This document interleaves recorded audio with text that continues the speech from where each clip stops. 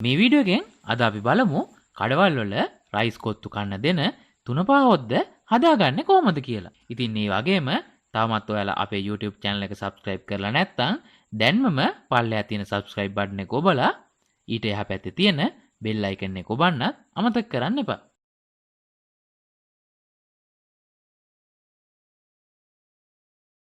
මේ තුනපා හොද්ද හදන්න අද අපි අරගෙන තියෙනවා රම්පේ කරපිංචා, කුරුඳු පොතු, ගොරක ස්වල්පයක්, එනසල් ස්වල්පයක්, සීන්ව කපාගත් ලූණු, තලාගත් ඉඟුරු සුදු ලූණු, ගම්මිරිස් කුඩු, ලූණු, තුනපහ, කහ කුඩු, ඒ වගේම මිරිස් කුඩු.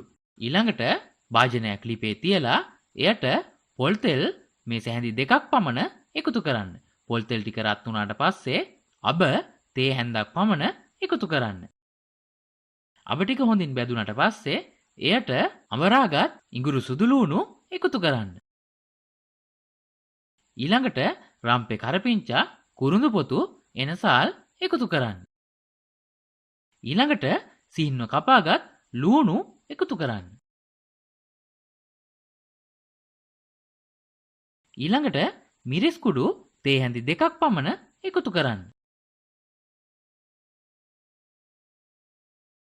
ඊළඟට ගම්මිරිස් කුඩු තේ හැන්දක් පමණ එකතු කරන්න.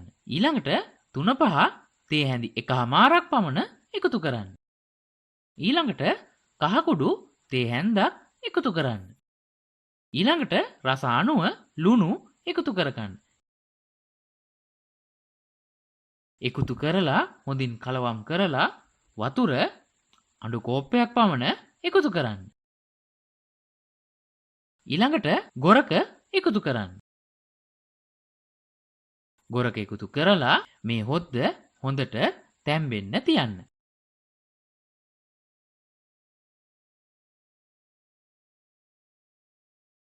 මේ විදිහට හොද්ද තැම්බුණාට පස්සේ ලිපෙන් ඉවත් කරගන්න.